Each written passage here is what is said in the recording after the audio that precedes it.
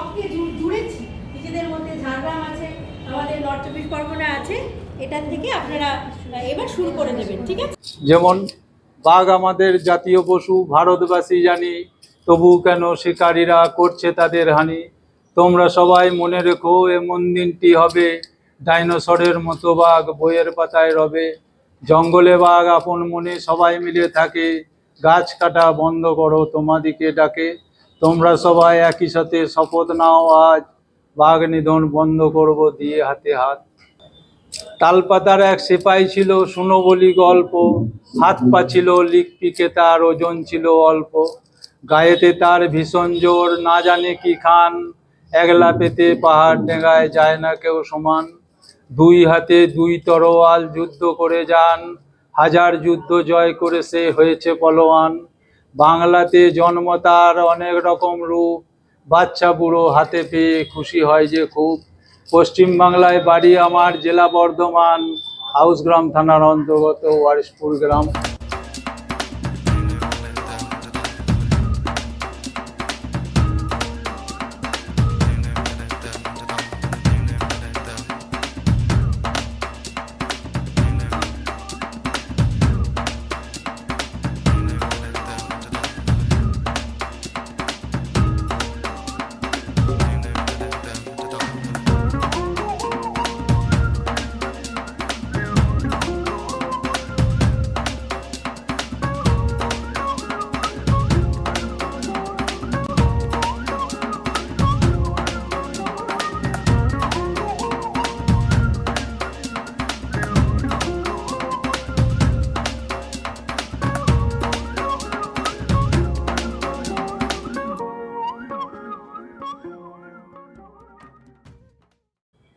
বাঁধনে তুই আছিস ধরা, মুক্ত হয়ে দেখ রে তোরা, আয় ছুটে আয় আমার কাছে, নাচবি তোরা বাঁধন ছাড়া।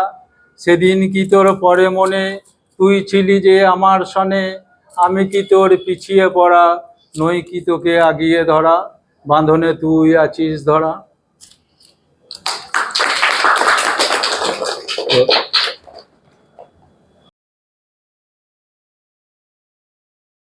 আমরা ভারতের জনগণ ভারতকে একটি সার্বভৌম সমাজতান্ত্রিক ধর্মনিরপেক্ষ গণতান্ত্রিক সাধারণতন্ত্র রূপে গড়ে তুলতে এবং তার সকল নাগরিকই যাতে সামাজিক অর্থনৈতিক ও রাজনৈতিক ন্যায় বিচার, চিন্তা মত প্রকাশ, বিশ্বাস ধর্ম এবং উপাসনার স্বাধীনতা, সামাজিক প্রতিষ্ঠা অর্জন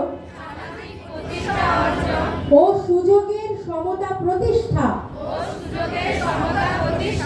এবং তাদের সকলের মধ্যে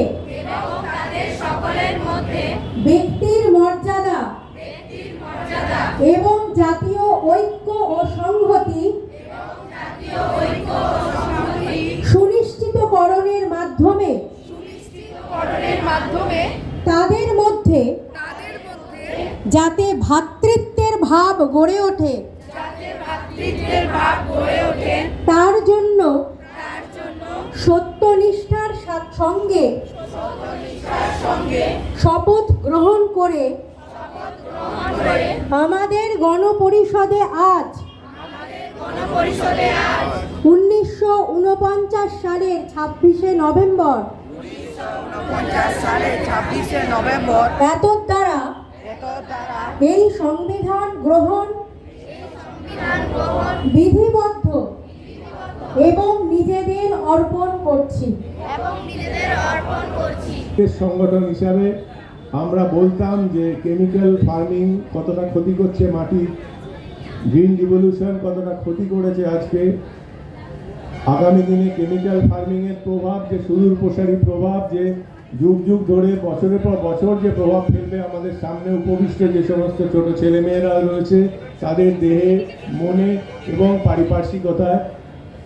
তার যে আরেকটি বিশেষ পরিসর আছে, যে বিকল্প একটা জীবিকা যাপনের জীবিকার একটা যে উপায় আছে, সেই উপায়টাকে তুলে ধরার জন্য আমরা মুখে বলতাম, আমরা লেখালেখি বিভিন্ন পত্রিকায় বেরোতো, কিন্তু আমরা আপনাদের সামনে চাক্ষুষ সেই উপাদানগুলিকে তুলে ধরার পরিসর আমরা পেয়েছি মাঠ থেকে রান্নাঘরের।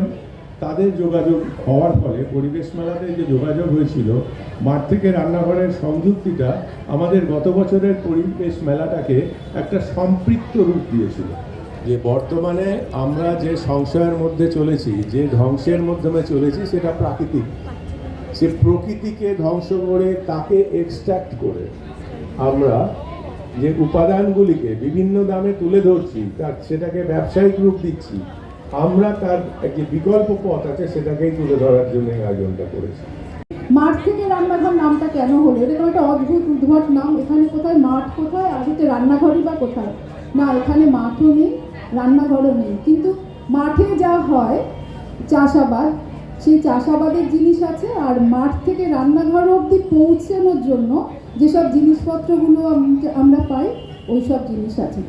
আজকাল বেশিরভাগই যা বাজার থেকে শাকসবজি খাই বা হচ্ছে মুদিখানা থেকে চাল, ডাল, নুন, তেল যা কিনি, সবই হচ্ছে আজকাল ভীষণ কেমিক্যাল, ফার্টিলাইজার এবং পেস্টিসাইড দিয়ে হচ্ছে চাষ করা হয়।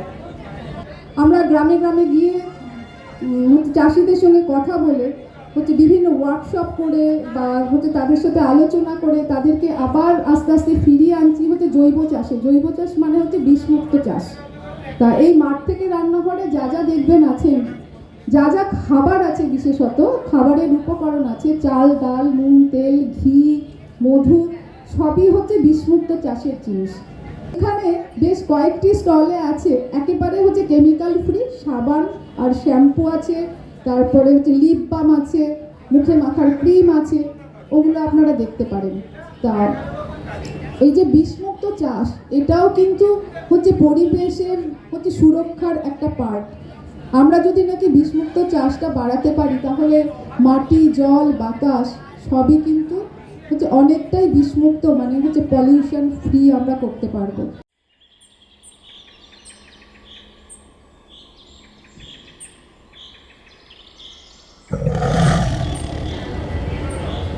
সতেরোশো 50 থেকে 1909 একেবারে 2025 পর্যন্ত প্রকৃতির সব থেকে আশ্চর্য সুন্দর প্রাণী বাঘ। আমরা জানতাম নরখাদক, কথাটা শুনেছিলাম, বাঘ বুড়ো হলে, অসুস্থ হলে মানুষ খায়। 2011 সালে আবিষ্কার হলো মানুষ বাঘ খাচ্ছে। বাঘ খেকো মানুষ, নরখাদক না, বাঘ খাদক মানুষ তৈরি হলো। সেই কোল্ড স্টোরেজ আবিষ্কার হলো চীনে। ক্যানে করে বাঘের মাংস বিক্রি হচ্ছে, লাখ লাখ ডলার খরচ করা হচ্ছে শুধু বাঘ মারবার জন্য। আমাদের ওয়াইল্ড লাইফ বা বন্যপ্রাণ, আমাদের যে পরিবেশ সংস্কৃতির বড় পরিচয়, এটা বাঘের দেশ, টাইগারল্যান্ড। আমরা রাখতে পারছি না। এবছরও 168টা বাঘ মারা গেছে।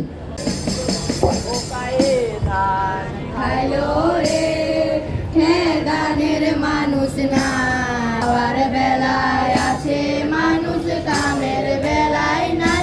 ও কায়ে ধান খাইলো রে, ও কায়ে ধান খাইলো রে, খেদানের মানুষ নাই। খাওয়ার বেলায় আছে মানুষ, কামের বেলায় নাই। ও কায়ে ধান খাইলো রে, কিসে তোরা অবশ্যই আর রইবি, খাইয়ে না খেদাইয়া তোরা খাইবারও বসিবি। কায়ে ধান খাইলো রে, কায়ে ধান খাইলো রে, ও কায়ে ধান খাইলো রে, খেদানের মানুষ নাই। খাবার বেলায় আছে মানুষ, কামের বেলায় নাই। ও কায়ে ধান খাইলো রে। আমরা সচেতন না হলে তো দিন দিনে সব বাড়বেই। কার্বন নির্গমন, সেই তো আসল কলকাঠি নাড়ছে। মানে করি। এই ধরো আমাদের খাওয়া পড়া থেকে শুরু করে গাড়ি চড়ি, আলো জ্বালাই আর পাখা চালিয়ে ঘুমিয়ে পড়ি। অথবা ধরো আমরা জল খাচ্ছি, কাপড় কাচ্ছি, অথবা ধরো ঘরে আবর্জনা জমাচ্ছি। প্রতিটা ক্ষেত্রেই তো আমরা পরিবেশকে কার্বন দিচ্ছি। এই যে ধরো গাড়ি চড়ছি, গাড়ি চড়ে ধোঁয়া বের করছি, তাতেই তো আছে কার্বন। অথবা ধরো আলো জ্বালাচ্ছি, পাখা চালাচ্ছি, তার জন্য বিদ্যুৎ পোড়াচ্ছি, সেও তো কয়লা পুড়িয়ে ধোঁয়া তৈরি করে। প্রতিটা ক্ষেত্রেই কার্বন। সুস্থ জীবন, সচেতন আর সুস্থ জীবন, সচেতন আর সুস্থ জীবন, সচেতন আর সুস্থ জীবন। আমরা শহর করব, কলকারখানা করব, জঙ্গল কেটে রাস্তা তৈরি করবো, প্লাস্টিক ছাড়া আমরা চলবো কেমন করে? ভিড় বাসে উঠবে কে? আমরা প্রাইভেট কারই ব্যবহার করব। ওসব ছেদ কথায় চিড়ে মিশবে না। তোমরা পরিবেশ করবে, জলবায়ু করবে, আর আমরা আমাদের সব একটু একটু অক্সিজেন, আমি ওর গলা শুকিয়ে কাঠ হয়ে যাচ্ছে, মাসেরা আমি একটু জল, আমি শ্বাস নিতে চাই, একটু জল, একটু অক্সিজেন, তো বাঁচাও আমার, আমি মাসে জল। শোনো শোনো গুণীজন, রইল নিমন্ত্রণ, পোটের গানে শুনে যান জলবায়ু পরিবর্তন। আহা জলবায়ু পরিবর্তন, আহা জলবায়ু পরিবর্তন। জলবায়ু বাঁচাতে কি করতে হবে বল, জলবায়ু বাঁচাতে কি করতে হবে বল। পৃথিবীতে বনের মাঝে মানুষ জন্ম নিল, সেই মানুষই গুহার ভিতর আগুন জ্বালালো। জলবায়ু বাঁচাতে কি করতে হবে বল, জলবায়ু বাঁচাতে কি করতে হবে বল। শিল্প গড়ে গাড়ি চড়ে ধোঁয়ায় ভরল দেশ, কার্বন গাছ শোষণ করে করলে তারে শেষ। জলবায়ু বাঁচাতে কি করতে হবে বল, জলবায়ু বাঁচাতে কি করতে হবে বল। বাড়লো গরম, গড়ল বরফ, উথাল সাগর পানি, ডুববে শহর, ভাঙবে ঝড়ে জীবন হয়রানি।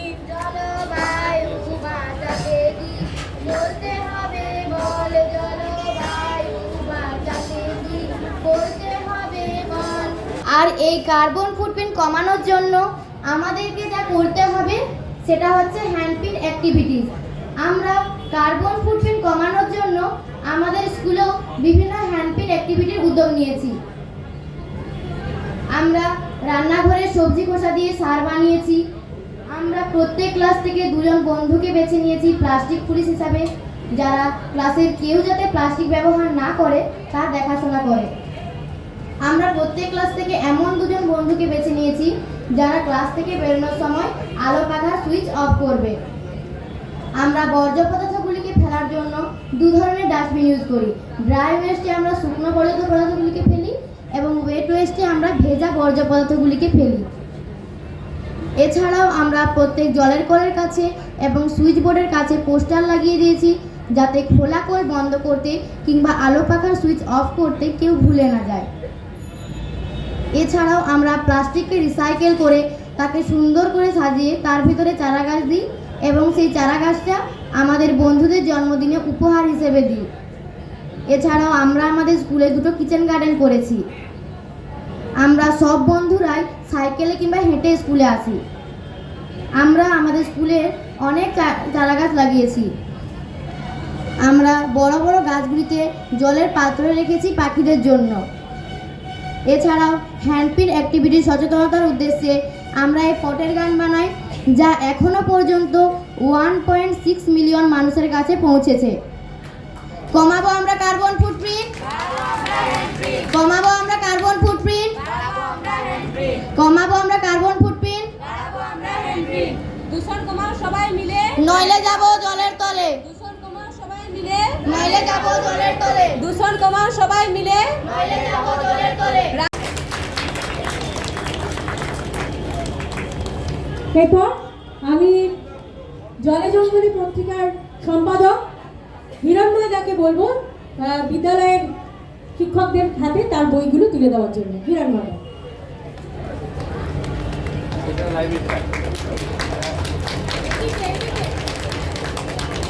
একটু বইটা দেখাবেন।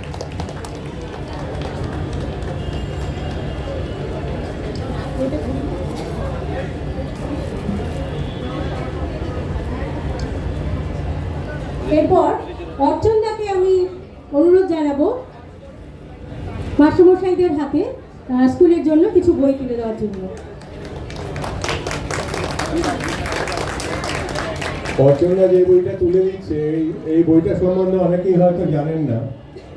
এই বইটার নাম হচ্ছে দামোদর ভ্যালি সিভিলাইজেশন। ডোকরা শিল্পীরা আসতে পারেননি তাদের অসুস্থতার কারণে, কিন্তু আমাদের যে পরিচিতি অলওয়েজ যে ইন্ডাস ভ্যালি সিভিলাইজেশনের আগেও যে ভারতবর্ষে একটা সিভিলাইজেশন গড়ে উঠেছিল, যেটা রাঢ় বাংলা বরাবর এবং ওই অঞ্চলে গড়ে উঠেছিল, সেটাকে বলা হয় দামোদর ভ্যালি সিভিলাইজেশন। ভলুরামের লেখা বইটা স্কুলে রাখার জন্য। এই স্কুলের যোগ্যতা আছে, এই স্কুল অল ইন্ডিয়া রিপ্রেজেন্ট করেছে। এই স্কুলের মাস্টারমশাই এই অতি সাম্প্রতিক জাপান থেকে ঘুরে এলো, স্কুল শিক্ষা জাপানে কেমন জেনে এলো, ইন্ডিয়াতে কিভাবে স্কুল শিক্ষা দেওয়া হয় সেটা জাপানকে বলে এলেন।